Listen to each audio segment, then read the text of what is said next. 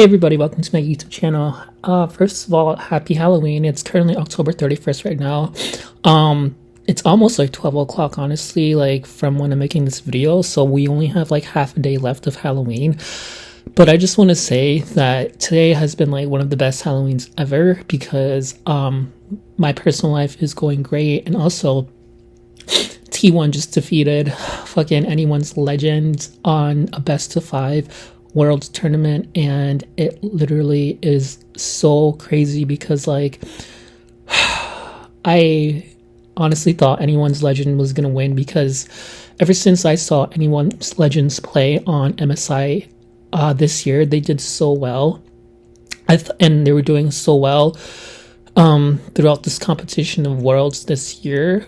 Same, like they're on the same par as KT. Like I predicted that anyone's legends or KT was going to win the whole tournament, and for them to lose against T1 shocked me. Obviously I'm happy about it because like I want T1 to win. It's just like fucking Doran played Renekton again, because like I remember they could have won MSI earlier this year against their match against Gen G, but Doran's Renekton like lost them the game, and I feel like he wanted to like redeem himself this year for Worlds, because he knew that he messed up, and it was a good payout because game 5 was like the most intense game probably since Worlds last year. The finale where it was a best of 5 against BLG,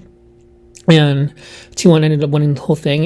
It reminded me of that because like first of all, the crowd went fucking crazy when Kyria picked Seraphine, and I noticed this as well with Kyria. Like he gets like so much audience attention because like in Worlds last year, if you guys remember, I think it was like the pair stage, when he picked, I forgot, was it Pike? The crowd went crazy, and they didn't even like go crazy whenever like Faker picked a champion. So for them to go crazy for Kyria to pick something just really is shocking to me. And that game was insane because not only did the crowd go crazy when Kyria picked Seraphine, but he actually got first blood with Seraphine as well, because like Gumayushi died first with Ashe. And speaking of Gumayushi, his Ashe like was really good. Like he, I don't know, some games Gumayushi wait, let me just talk about Owner, because Owner was playing Dr. Mundu, and I love Owner. I think Owner is an amazing player. But he like was like feeding them so bad. But they ended up like getting all of the dragons, and then Faker stole the Adicon with Mel.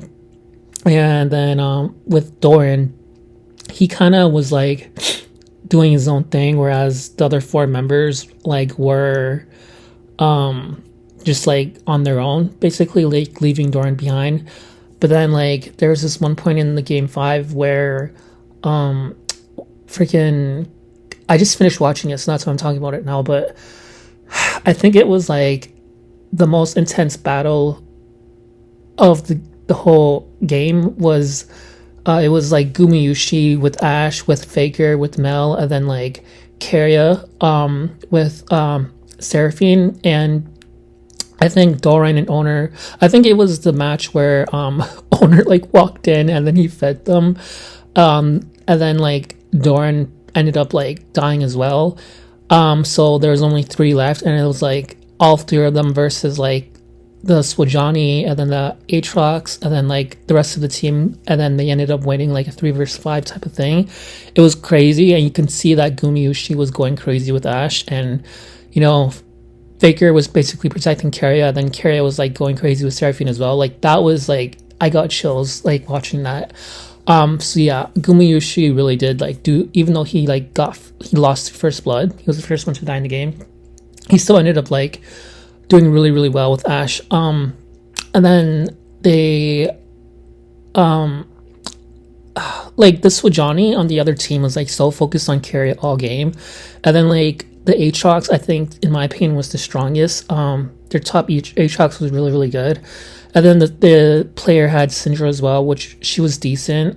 She didn't really do much, but she was decent. She wasn't bad. And then the Lulu, I guess, would say was like the worst of their team. Kind of useless, but like their Jinx was good as well. But since like she would have hyper carried if like if anyone's legend had the lead. But yeah, so that game was insanely crazy. The whole audience was like screaming like crazy. I was like freaking out, having a panic attack, and I'm really happy that like I am able to. Oh yeah, so let me just talk about the cinematic because every single game that starts, they always play like this cinematic. And I will say that the cinematics have been lacking this year, because I remember the cinematic for last year, when it was Gen G versus T1, it was like the same time as this. It was just so much better. This one was like T1 versus anyone's legends, and the cinematic was like really boring, not gonna lie.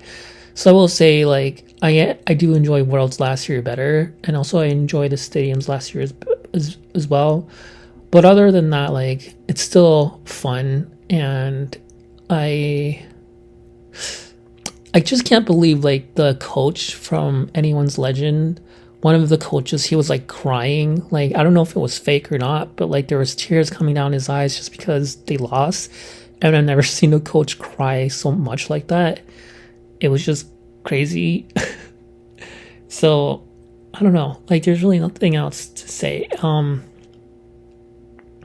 I think Keria, like, why do they always ban Keria's picks? Like, have you noticed that, like, any team that T1 plays against, like, they always, like, ban Keria's Bard, and they always ban his Nico or, like, his Pike, and then they don't ban, like, any other players' champions. They just focus Keria. I'm like, why are you just focusing Keria? Like, I don't know, man. I've noticed that, but, and for once, I did not hear the fucking cringe ass word banger. Like, I think that the League of Legends casters and the admins are listening to my videos, because they know how cringe it is when I hear them say bangers, and I'm not the only one that agrees with that. It's like that straight guy lingo where, like, they say cringe shit and it just like cringes you out and makes you not want to like support and watch them anymore, because they say like catfish, they say bangers. It's just how straight guys talk. It's just cringe, you know? Because not once did I hear any of the casters, including Captain Flowers, who's like the most cringe of all time, I've not heard them say banger once. I saw Shox was about to say it. She's like, this game was stellar performance. Like, and I was like, thank God she did not say fucking banger, because she always says that as well. And like I said, she talks like she's like a lesbian straight dude. It's weird, but I think that they do listen to my videos. So thank fucking God that like I'm using my platform on YouTube to make the world a better place and less fucking cringe, so people can finally fucking breathe. Thank fucking God. You guys have to be thankful and subscribe to my YouTube channel, because like I said, from the very beginning of my YouTube history channel, I said I will make my fucking platform here on YouTube if I were to get super, super famous, and I'm getting famous, getting a lot of views and attention, to make the world a better place and the universe a better place. So I told you so. So please subscribe if you have been with me since day one and you've seen that, and support me. Peace out.